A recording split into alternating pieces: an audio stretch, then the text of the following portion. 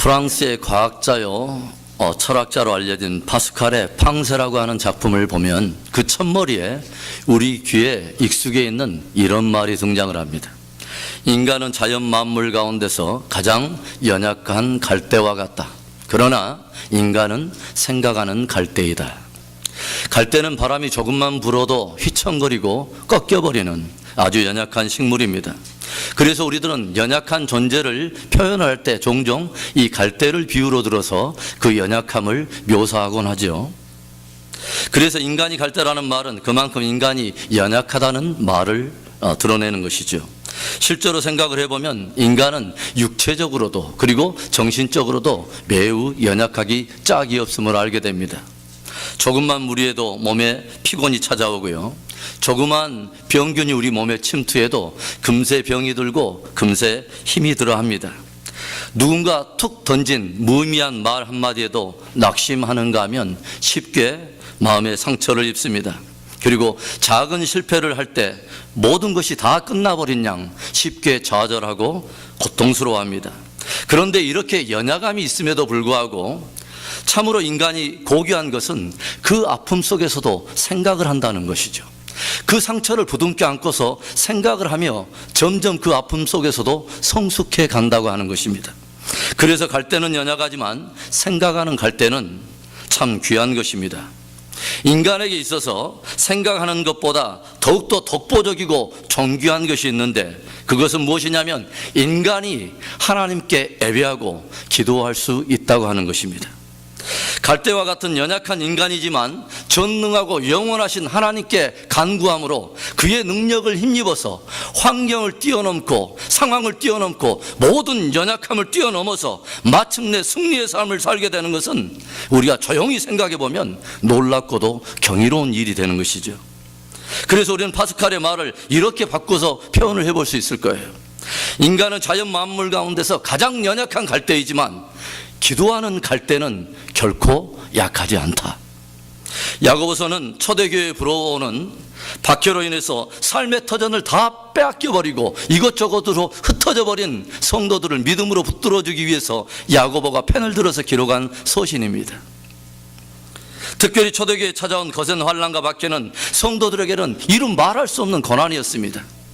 황제 숭배를 강요당하면서 어떤 이들은 믿음을 지키기 위해서 원형 경기장에 끌려가 많은 사람들의 조롱 앞에 사자의 밥이 되어갑니다.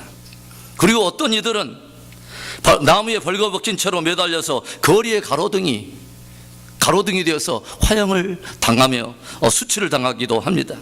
그리고 많은 이들이 삶의 터전과 기업을 빼앗긴 채로 신앙을 지키기 위해 지하 카타콤으로 들어가는 이들이 있는가 하면 주변 나라로 흩어진 이들이 있었다고 하는 것입니다.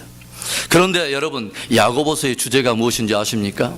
온전한 믿음, 온전한 삶입니다. 온전한 믿음과 온전한 삶이 너무도 중요하기 때문에 기차가 지나가는 것이죠. 성도가 가진 믿음, 저와 여러분이 가졌다고 하는 온전한 믿음이란 삶의 실천적인 영역에서 반드시 드러나야 하는 믿음이 온전한 믿음이라고 말하는 것입니다. 그 상황이 풍부함에 처하든 비천함에 처하든 그 세대가 진리를 환영하는 세대든 아니면 진리를 거절하고 박해하는 시대든 상관없이 저와 여러분이 가진 믿음이 세상의 한복판에서 삶을 통해서 온전히 증거될 때 성경은 그것을 온전한 믿음이라고 말하는 것입니다. 기독교 역사 가운데 환난과 박해로 인해서 교회와 성도들이 가장 어두운 고난의 시대를 맞이하는 것을 바라보던 야고보는 오늘 고난당하고 있는 그 당대의 믿음의 성도들에게 그리고 시대를 건너뛰어 마지막 환난의 시대를 앞두고 어두를 살아가는 저와 여러분들에게 사람들이 신앙생활에서 가장 중요하다고도 말을 하면서도 늘 간과해버리고 쉽게 지나쳐버리는 하나의 영성을 우리에게 도전합니다. 고난당하는 자가 있느냐? 저는 기도할 것이요. 기도의 자리 말입니다. 기도의 영성 말입니다. 너희는 박해를 피해서 반정부단체를 만들어서 혁명을 꾀해라. 아니면 이 억울한 사정을 법정에 가지고 소송을 걸어서 너희의 억울한 사정을 모든 사람에게 알리라 말하지 않고 야고보는 고난당하는 초대교회와 성도들에게 강력하게 도전하는 거예요. 고난당하는 자가 있느냐? 기도하라. 기도하라. 오늘 저와 여러분에게 이 아침에 진실로 이 기도의 영성이 불늘듯 일어나며 잃어버렸던 기도의 영성이 회복되는 은혜가 있기를 주님의 이름으로 축원합니다. 그렇다면 오늘 본문을 통해서 성경이 우리에게 가르치고 도전하는 메시지는 무엇입니까? 첫째로 우리는 기도할 수밖에 없는 존재라고 하는 것입니다. 13절 전반에 무엇을 기록하고 있습니까? 너희 중에 고난당하는 자가 있느냐? 저는 기도할 것이요. 우리의 인생에는 크고 작은 고난의 파도가 늘 밀려와요. 이 고난에서 예외인 인생은 없습니다. 어떤 위대한 사역자든 영성이 높은 어떤 목사님이든 상관없이 그리스도인이라고 해서 고난에서 예외가 되는 것은 아니에요. 어떤 사람에게는 육체적인 고난이 찾아옵니다. 어떤 사람은 관계적인 고난에 직면하기도 해요. 어떤 사람에게는 영적인 고난이 찾아오기도 합니다. 야고보가 이 글을 기록하고 있는 때가 제가 서두에서 말했듯이 엄청난 환난과 핍박이 몰려오던 교회가 가장 어두운 혼돈의 시기로 들어가던 신앙의 고난이 찾아온 바로 그때였습니다. 이렇게 늘 고난에 노출되어 있는 우리의 인생은 한마디로 말한다면 파스칼의 말대로 갈대와 같은 연약한 인생이라고 말할 수 있을 거예요. 그 말은 한마디로 저와 여러분은 누군가의 도움을 필요로 하는 존재라고 하는 것이죠. 조금 더 말을 다시 새롭게 한다면 저와 여러분은 기도할 수밖에 없는 존재라고 하는 것을 말하는 것입니다. 성경은 끊임없이 우리가 상한 갈대요 연약하게 흔들릴 수밖에 없는 연약한 인생을 우리에게 가르쳐주면서 동시에 하나님은 그 연약한 갈대 인생이 기도라고 하는 길을 통해 풍성한 하나님의 영광과 능력을 경험하며 마침내 축복되고 승리 인생을 살기를 하나님이 원하신다는 것을 우리에게 계속 가르쳐 줍니다. 너희 중에 고난당하는 자가 있느냐? 저는 기도할 것이요. 어떤 분들은 이 말씀이 너무도 당연하다고 생각할 수도 있어요. 아니 목사님, 사람이 고난당하면 당연히 기도하지 기도 안 하겠어요? 사람에게 아픔이 찾아오는데 당연히 무릎 꿇지 않겠어요? 그런데 오늘 본문이 고난당하는 자가 있느냐? 저는 기도할 것이요 라고 굳이 이 말씀을 기록한 이유 중에 하나는 막상 사람이 고난을 당하면 기도하기가 쉽지 않기 때문입니다. 막상 고난을 직면해 보면 고난을 깊이 묵상하고 환경에 너무 눌리다 보니까 낙심에 빠지고 좌절하면서 기도의 자리를 찾는 성도들이 그리 흔하지 않다는 거예요. 많은 이들은 고난을 만나면 고난 자체를 불평하기 시작합니다. 주변 환경을 탓하고 이웃을 탓하고 어떤 이들은 자기가 가지고 있는 신앙의 회의를 느끼면서 믿음을 떠나가는 그런 이들도 우리는 종종 보게 됩니다. 그런데요, 고난이 꼭 나쁜 것만은 아니에요. 고난을 통해서 우리가 만일 하나님을 경험하게 되고 그 고난을 통해서 주님과의 친밀함을 배우고 누리게 되는 축복을 누리게 된다면 고난은 오히려 우리에게 하나님을 경험하게 되는 놀라운 축복이 되는 것입니다. 그런 의미에서 고난당한 사람에게 기도는 하나님의 능력을 경험하게 되는 복음과도 같은 것입니다. 고난을 만나기 전에는 주님을 알지 못하던 인생이 고난을 통해서 주님을 부르짖게 되고 주님을 찾게 되고 주님을 만나서 구원을 얻게 되고 주께 부르짖음으로 인해서 부르짖는 자를 위해서 하나님께서 그리스도 예수 안에서 예비하신 하늘의 놀라운 기업과 영광의 풍성함을 알고 이 땅에서도 그것을 누리는 인생으로 산다고 하는 것, 이것은 연약한 갈대 인생에게는 놀랍고도 경이로운 일, 익사이팅한 그런 놀라운 일이에요. 고난 나간 자가 있느냐? 저는 기도할 것이요. 고난이라는 통로를 통해서 우리를 약속의 영광으로 인도하시는 놀라운 축복의 복음인 것을 믿습니다. 풍랑이는 바다에 큰 노를 일면서 제자들이 탄 배가 이제 파선의 위기를 만났습니다. 그리고 그 위기 속에서 그들은 주님을 간절히 찾으며 부르짖게 됩니다.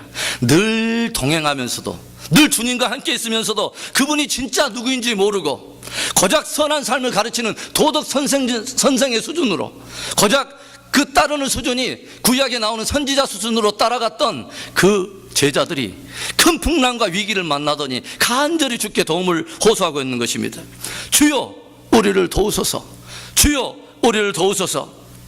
제자들의 부르짖음을 들으신 주님이 곧장 일어나더니 주님이 무엇을 합니까? 이리저리 흔들리는 배의 균형을 잡으려고 주님이 안갓 힘을 쓰지 않았습니다. 흔들리고 찢어지는 돛을 흔들리지 않도록 붙들고 그러지 않으셨습니다. 제자들의 간구에 일어나신 예수님은 감히 제자들이 상상할 수도 없는, 그분이 하나님이 아니라면 하실 수 없는 놀라운 일을 행하셔요. 그게 뭔지 아세요? 큰 소리로 바다를 꾸짖으시며 풍랑을 꾸짖으시는 거예요. 바다야 잠잠하라, 풍랑아 잠잠하라. 그런데 그 권능의 말씀에, 그 주님의 권능의 말씀에 이내 바다가 잠잠하고 풍랑과 파도가 잠잠해지기 시작합니다. 이에 놀란 제자들이 서로에게 무엇을 말합니까? 저가 뉘기에 바람과 바다도 저에게 순종하는 것. 도대체 저분이 누구시기에 바람과 바다조차도 그분의 말씀에, 그 권능의 말씀에 굴복하고 순종하여 잠잠해지는가? 그 고난과 위기를 통해서 저들은 예수님이 단순히 선생 수준이 아니라, 선지자가 아니라 모든 만물을 창조하시고 그것을 다스리시는 창조주 하나님이신 것을 알게 되고 경험하게 된 거예요. 그 신앙을 고백하게 된 거예요. 오늘 고난당한 자가 들어야 할 귀한 복음이 여기 있어요. 기도하라, 기도하라. 고난당한 자에게 기도는 주님의 그 영광과 능력을 경험하게 되는 놀라운 축복이요 복음이 되는 것이죠. 구약 유다 왕국의 히스기야 왕이 병이 들었습니다. 그때 선지자 이사야가 히스기야 왕을 찾아와서 여호와의 말씀을 전합니다. 여호와의 말씀에 너는 너의 삶을 정리하라, 너의 자리를 정돈하라, 내가 죽고 살지 못하리라 하셨다 하라. 히스기야 왕에게 육체의 고난이 찾아온 거예요. 병이 들었어요. 육체의 질고가 찾아왔어요. 그런데 그는 일국의 왕으로서 그의 주변에는 많은 명의들이 있었을 거예요. 그리고 주변 나라의 사람들을 파송해서 좋은 의사들을 얼마든지 부를 수 있는 힘이 있었어요. 그런데 저와 여러분이 성경을 읽어가면서 히스기야를 통해서 깊게 받게 되는 큰 믿음의 도전은 무엇이냐면, 히스기야가 이 고난에 대한 메시지를 듣자마자, 그의 육체의 질고가 찾아오자마자 그가 이내 결정한 것은 다른 것이 아니라 기도를 결정했다고 하는 것입니다. 이것저것 해보다가 안 되니까 기도한 것이 아니라 기도를 가장 중요하고 가장 우선순위에 두고 먼저 기도를 결정했다고 하는 것이죠. 이사야서 38장 2절과 3절입니다. 히스기야가 얼굴을 벽으로 향하고 여호와께 기도하여 가로되 여호와여 구하오니 내가 주의 앞에서 진실과 전심으로 행하며 주의 목전에서 선하게 행한 것을 추억하옵소서 하고 심히 통곡하니. 히스기야가 간절히 기도합니다. 그 얼굴을 벽으로 하고 전심을 다해서 주님의 긍휼을 구해요. 하나님, 내가 주님 앞에서 진실하고 전심으로 주 앞에 선행을 행했던 것을 추억해 주옵소서, 기억해 주옵소서. 마치 기도 외에는 다른 길이 없는 사람처럼, 기도 하나로 주님과의 이 문제를 해결하는 다른 길을 다 봉쇄해버린 사람처럼 주님 앞에 눈물을 흘리며 간절히 주께 간구하고 있는 히스기야의 모습을 보게 돼요. 그랬더니 어떤 일이 일어났습니까? 하나님께서 다시 이사야를 통해서 말씀하십니다. 이사야서 38장 5절과 6절의 말씀을 우리 함께 읽어봅니다. 내가 내 기도를 들었고 내 눈물을 보았노라. 내가 내 수완에 15년을 더하고 너와 이 성을 아수르 왕의 손에서 건져내겠고 내가 또 이 성을 보호하리라. 하나님께서는 히스기야 왕의 기도를 들으시고 그의 생명 연한을 15년을 연장시켰을 뿐만 아니라 북방으로부터 이스라엘을 위협하는 아수르의 왕으로부터 이스라엘을 내가 지켜주리라, 그리고 예루살렘 성을 내가 지켜주리라 약속해 주셨습니다. 고난당한 히스기야에게 복음은 무엇이었습니까? 그가 기도했다는 것입니다. 기도가 복음인 거예요. 히스기야가 고난 가운데서 기도하지 않았다면 그는 결코 생명을 얻을 수가 없었어요. 그가 기도하지 않았다면 하나님께서 기도함으로 인해서 그에게 주시기로 작정된 예비된 것을 볼 수도 없었고 만질 수도 없었고 누릴 수도 없었을 거예요. 그에게는 기도가 복음이었던 거예요. 우리가 고난당할 때 기도를 결정해야 될 것은 단순히 이것저것 해보다가 맨 마지막 순위에 찾아야 될 그런 정도의 수준이 아니라 믿음이 있는 저와 여러분에게는 가장 우선되고 가장 중요하게 먼저 초이스를 해야 되는 가장 중요한 그러한 경건의 행위인 것을 믿습니다. 사랑하는 성도 여러분, 인간이 갈대라는 말은 가장 연약한 존재라는 것을 말하는 거예요. 그러나 그 연약함이 우리에게 기도라는 길을 가르쳐주고 그 그 연약함이 기도할 수밖에 없는 존재, 기도해야 살 수밖에 없는 그러한 존재인 것을 우리에게 가르치심으로 인해서 마침내 기도를 통해 우리가 당신의 존재를 알게 되고 그분 안에 담기는 무한한 영광과 능력을 경험하게 되고 마침내 승리하는 인생을 살도록 인도하신 놀라운 축복의 기회가 됐다면 고난 가운데서 드려진 기도는 놀라운 복음이 되는 것입니다. 기도할 수밖에 없는 존재가 된 것, 그것은 단순히 우리가 약하다는 선을 뛰어넘어서 주님을 붙들게 되는 놀라운 축복이 된 것입니다. 오늘 고난 가운데 있는 분이 계십니까? 기도하시기 바랍니다.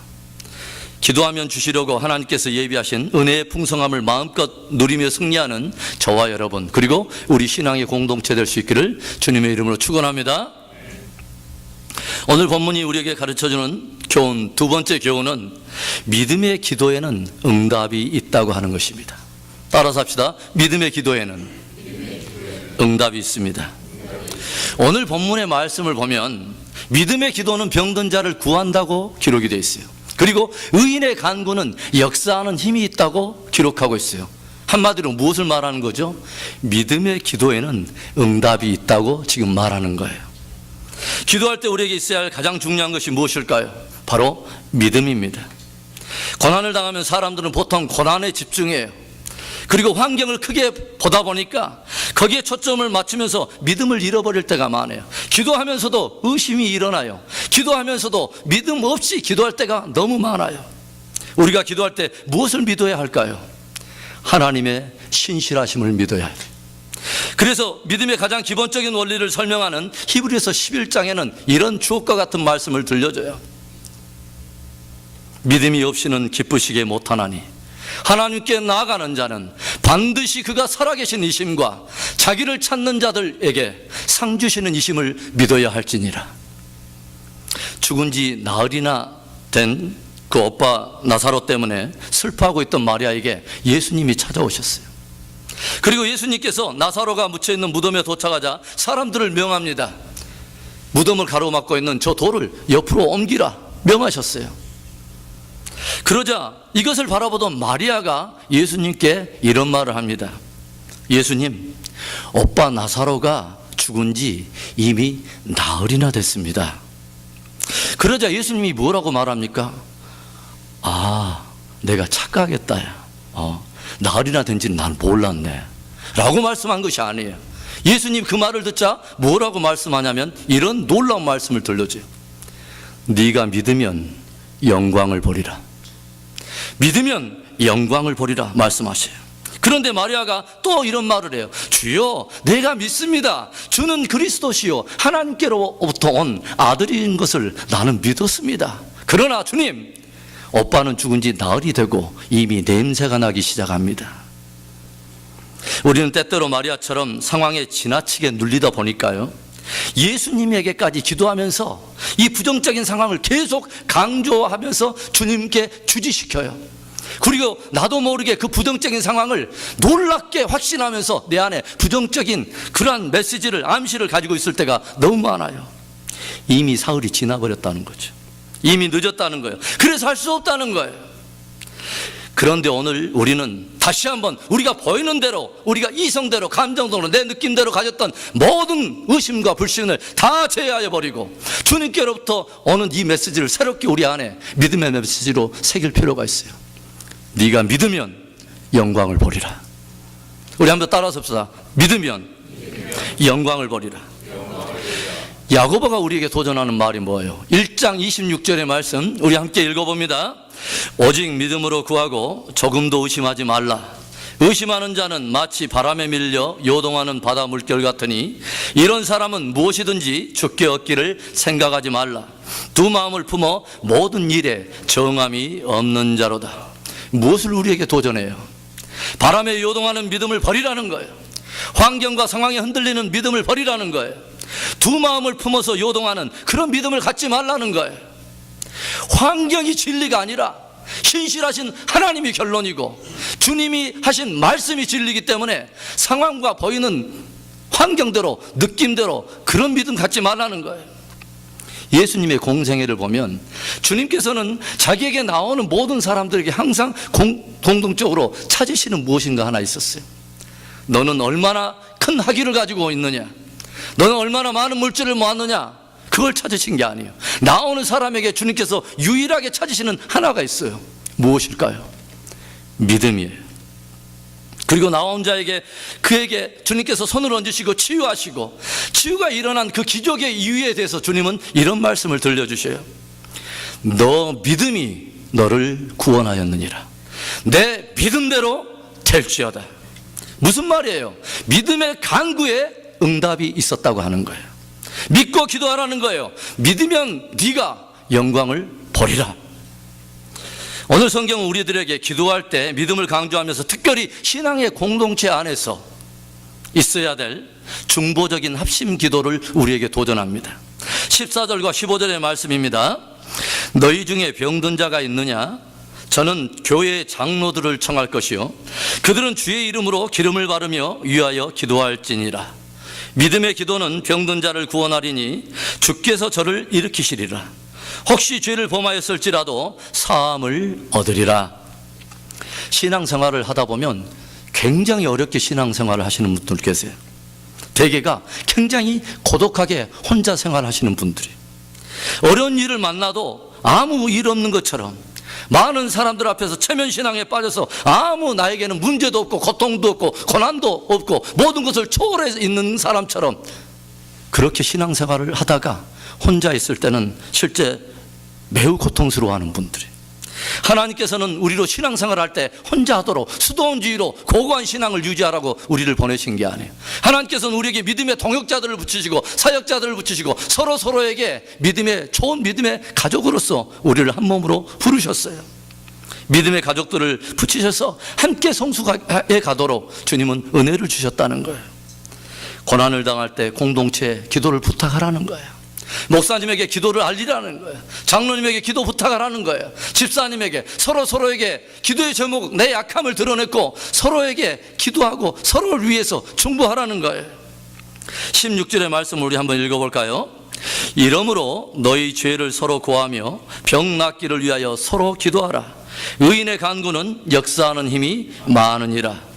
이 말씀 가운데 우리가 주목해야 될 단어는 서로라고 하는 단어예요. 서로 죄하고 서로 구하고 서로 기도하라는 것이죠. 우리 믿음의 공동체, 믿음의 교제의 깊이는 여기까지 성숙해 가야 되는 거예요. 서로의 죄를 고백할 수 있는 관계, 내 깊은 연약함을 드러낼 수 있는 관계, 그리고 그것을 듣고 함께 한 마음을 품고 서로 긍휼히 여기며 기도해 줄 수 있는 그런 관계 말이죠. 만나면 서로 히덕거리며 갯돈놀이하고 서로 2차, 3차 가는 그런 모임이 아니에요. 그러라고 주님이 부르신 게 아니에요. 저와 여러분은요, 어떨 때 그 수준의 신앙생활을 하게 되냐면 하나님께서 나를 부르신 그 부름을 정확히 알고 나의 정체성을 정확히 인식하게 되면 그 인식하는 수준에 따라 우리는 신앙생활을 하게 돼요. 공동체도 마찬가지예요. 왜 주님이 우리를 부르셨는가 하는 주님의 부르심의 그 정체성을 정확히 인식하게 되면 그 주님의 부르심의 그 인식의 수준에 따라서 우리는 신앙생활을 하게 돼요. 취향 맞은 사람들끼리 놀러 다니는 동아리 수준으로 이해하면 우리의 공동체는 유람선 공동체 수준으로 우리는 신앙생활을 하게 되고, 하나님께서 우리를 한 몸으로 모아서 온 천하보다 귀한 한 영혼들을 붙잡아서 그들을 구원해내는 영적 전투의 요람으로 우리를 부르신 수준으로 우리가 이해한다면 우리의 신앙 공동체는 전함이요 군함 공동체 수준으로 승리하게 되는 거예요. 성경에 최초로 교회라는 단어가 등장하는 것은 마태복음 16장의 말씀입니다. 가이사랴 빌립보 지방에 이르렀을 때 주님께서 이제 얼마 안 있으면 십자가를 져야 될 그 사건을 앞두고 주님께서 제자들에게 무엇인가 아주 중요하기 때문에 이것을 물어봅니다. 사람들이 인자를 누구라 하더냐? 나를 누구라 하더냐? 예, 주님, 어떤 이는 주님을 엘리야라고도 말하고 에레미야라고도 말하고 선지자 중에 하나라고 말을 하더이다. 주님께서 또 물으셔요. 그러면 너희는 나를 누구라 하느냐? 너는 나를 누구라고 고백하느냐? 왜 주님이 물으신지 알아요? 우리가 주님을 그 고백하는 그 수준에 따라서, 주님을 어떤 수준으로 우리가 바라보는가에 따라서 그분을 따르는 제자의 삶의 수준이 다르고, 그분을 예배하는 예배 깊이의 수준이 다르고, 그분께 순종하는 순종의 깊이가 다르기 때문이에요. 너는 나를 누구라 하느냐? 그 질문에 대해서 우리가 진실로 고백하는 것이 저와 여러분들의 신앙의 수준이에요. 이때 베드로가 고백을 합니다. 주는 그리스도시요 살아계신 하나님의 아들입니다. 이때 예수님께서 너무 기뻐하시면서 그를 축복하시면서 그 고백 위에 주님께서 어떠한 것을 세우겠다고 말씀하시면서 놀라운 축복의 말씀을 던지는 것을 우린 다시 한번 주목해 볼 필요가 있어요. 마태복음 16장 18절과 19절을 읽어봅니다. 또 내가 내게 이르노니 너는 베드로라. 내가 이 반석 위에 내 교회를 세우리니 음부의 권세가 이기지 못하리라. 내가 천국 열쇠를 내게 주리니 내가 땅에서도 무엇이든지 매면 하늘에서도 매일 것이요 내가 땅에서 무엇이든지 풀면 하늘에서도 풀리리라 하시고, 하나님의 교회가 못하는 공동체라는 걸 주님 말씀하시는 거예요. 음부의 권세를 눌러버리는 공동체, 메어버린 것을 풀어버리는 공동체, 풀린 것도 다시 메어버리는, 하늘과 땅을 움직이는 권세를 가진 공동체, 그런 놀라운 공동체라는 걸 주님 말씀하시는 거예요. 무엇으로 하늘과 땅을 메고 푼다는 것입니까? 무엇이 천국의 열쇠라는 것입니까? 무엇으로 음부의 권세를 파한다는 것입니까? 기도인 것입니다. 변화산에서 예수님께서 자신의 영광을 제자들에게 드러내주신 후에 산에서 내려올 때 산 아래에 있는 제자들 사이에서 어떤 문제가 일어났습니다. 한 아들이 귀신이 들려서 그 아버지가 아들을 데리고 왔는데 제자들이 별짓을 다 해도 귀신이 나가지를 않는 거예요. 그런데 예수님께서 오셔서 귀신을 내꾸짖으시고 그를 쫓아내신 후에 있었더니 제자들이 조용히 와서 묻습니다. 예수님, 우리는 어찌하여 능히 그 귀신을 능히 쫓아내지 못하였습니까? 그러자 예수님이 뭐라 하십니까? 마가복음 9장 29절에 기도 외에는 다른 것으로는 이런 유가 나갈 수 없느니라 하시니라.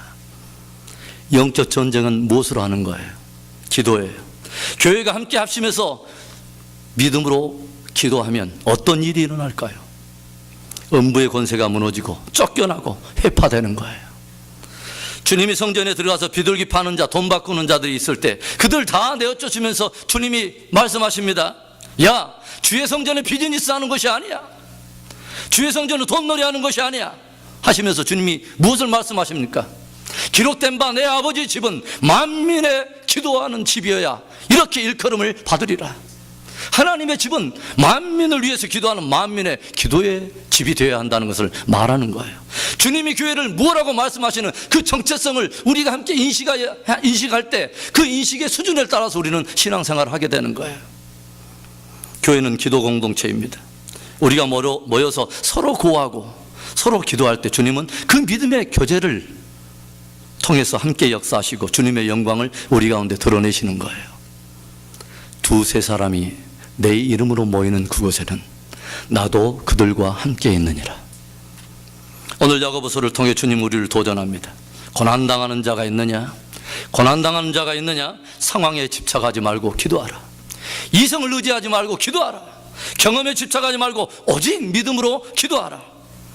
믿음의 기도를 드림으로 주님의 풍성함을 경험할 뿐만 아니라 우리 교회가 서로를 위한 중보를 통해서 함께 끝까지 승리하는 믿음 공동체 되기를 주님의 이름으로 축원합니다. 오늘 본문이 우리에게 가르쳐주는 중요한 교훈, 고난당하는 자를 위한 기도의 복음은 무엇입니까?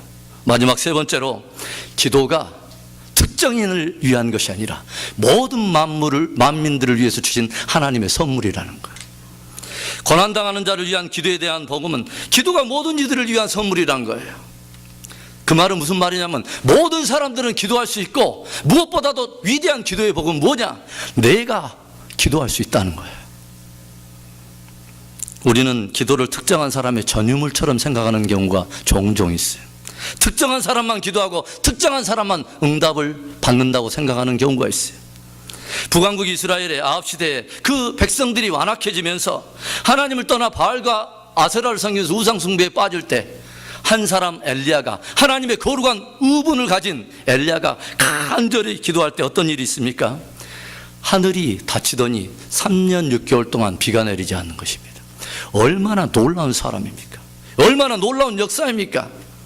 그런데 다시 그 엘리야가 갈멜산에 올라가서 간절히 무릎 사이에 고개를 파묻고 하나님께 구했더니 어떤 일이 일어납니까? 3년 반 동안 우로를 내리지 않았던 닫혔던 하늘이 열리더니 다시 하늘로부터 놀라운 비가 쏟아짐으로 인해서 마른 광야와 같은 곳에서 다시 생명의 소산들이 일어나고 열매가 맺히는 놀라운 일들이 일어나요. 얼마나 놀라운 사람입니까? 얼마나 놀라운 역사입니까? 그런데 엘리야를 주목하려던 우리의 시선에 성경은 우리에게 이렇게 가르쳐 줍니다. 오늘 17절 소두의 말씀에 엘리야는 우리와 성정이 같은 사람이로되라고 말을 합니다. 무슨 말이에요? 엘리야는 특별한 사람이 아니라는 거예요. 엘리야도 우리가 똑같이 감정과 기질이 같고 우리가 별반 차이가 없는 연약한 갈대 인생이라는 것을 말해주는 것이죠. 우리가 알다시피 그도 이세벨을 두려워해서 어떻게 합니까? 광야로 도망치지 않습니까? 두려움을 똑같이 느끼지 않습니까? 영육간에 너무 지치니까 로뎀 나무에 누워서 그가 하나님 앞에 기도하면서 간구한다는 것이 고작 뭐였습니까? 그 위대한 하나님의 능력의 사자가 뭘 구합니까? 주여 나를 차라리 죽여주옵소서. 오히려 죽기를 간구하지 않습니까? 연약한 갈대 인생의 모습을 보여주는 거예요. 우리와 같은 연약한 갈대 인생, 우리가 성정이 같은 엘리야지만 그가 간절히 기도했을 때 그가 특별해서가 아니라 하나님이 역사하심으로 위대한 역사가 일어났다고 하는 거예요. 중요한 것은 엘리야가 누구냐가 하는 것이 중요한 것이 아니라 연약한 갈대 인생을 누가 붙들고 역사하느냐가 중요하다는 거예요. 똑같은 갈대 인생들이지만 기도하는 갈대를 사용하시는 하나님의 위대한 역사가 있다는 거예요. 그래서 오늘 15절의 상반부에 보면 믿음의 기도는 병든 자를 구원하리니 주께서 저를 일으키시리라. 누가 일으켜요? 주께서. 부흥사가 일으킨 게 아니라 막 어떤 분은 기도할 때도 감기할 때는 감기 걸리면 주여 낫게 해주옵소서. 암이 걸리면 막 흔들어가지고 암적인 존재야? 똑같은 갈대 인생이지만 기도하는 갈대를 통해서 하나님은 위대한 일을 이루신다는 거예요. 우리는 기도하고 하나님은 일하고, 우리는 기도하고 하나님은 일으키시고. 사람이 위대한 것이 아니에요. 기도가 그 인생을 위대하게 만드는 거예요. 연약한 인생들이요, 다 똑같은 연약한 성정을 가진 사람이지만 기도하는 인생은 결코 약하지 않다는 걸 말해요. 왜? 그 인생이 위대해서가 아니라 그 기도하는 갈대 인생을 붙들어 쓰시는 하나님이 계시기 때문에 그렇다는 거예요. 엘리야가 깨달았다는 것이 뭐예요? 우리가 똑같은 갈대 인생을 가지고 있는 엘리야가 깨달은 소중한 그 복음은 뭐예요? 천국의 복음은 뭐예요? 하나님이 모든 연약한 갈대 인생을 위해서 주신 놀라운 하늘의 선물이 있다는 걸 알았어요. 그게 바로 기도라는 걸 알았어요.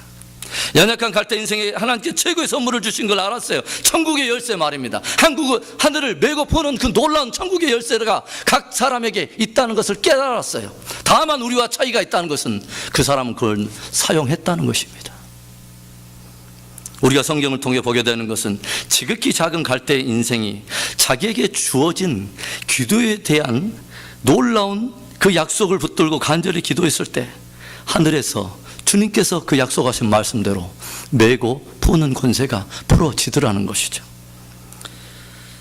이 세상에서 많은 그리스도인들이 있지만 오늘을 살아가는 많은 성도들 가운데 많은 주의 종들과 많은 교회가 얼마나 자신들에게 이 놀라운 천국의 복음, 하늘과 땅을 메고 푸는 권세가 있는 천국의 열쇠가 있다는 것을 얼마나 많은 사람들이 알고 그것을 사용하며 하나님의 능력과 영광을 누리며 살아갈까요?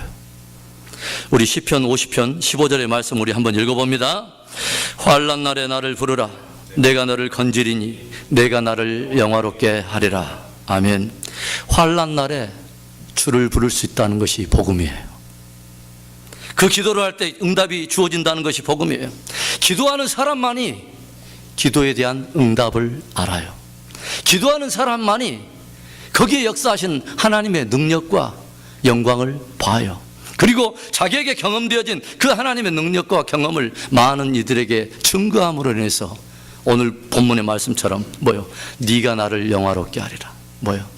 부르짖는 자에게 응답이 옴으로 인해서 응답해 주신 하나님의 영광을 세상에게 증거함으로 인해서 네가 나를 영화롭게 하리라. 그 말씀이에요. 사랑하는 성도 여러분, 우리들은 고난을 피할 수 없는, 그리고 고난 앞에 늘 흔들리는 갈대 인생입니다. 그러나 믿음의 기도를 드리는 갈대 인생은 더 이상 약하지 않아요. 하나님이 그 기도를 통해서 위대한 그분의 일을 이루시고 우리로 그분의 영광을 함께 나누어 주시기 때문에 그렇습니다. 오늘 우리는 우리에게 주어진 천국의 열쇠를 과연 얼마나 사용하며 살아가고 있습니까? 기도하며 마지막 세대를 승리하는 멋진 저와 여러분 되기를 주님의 이름으로 축원합니다. 기도하겠습니다.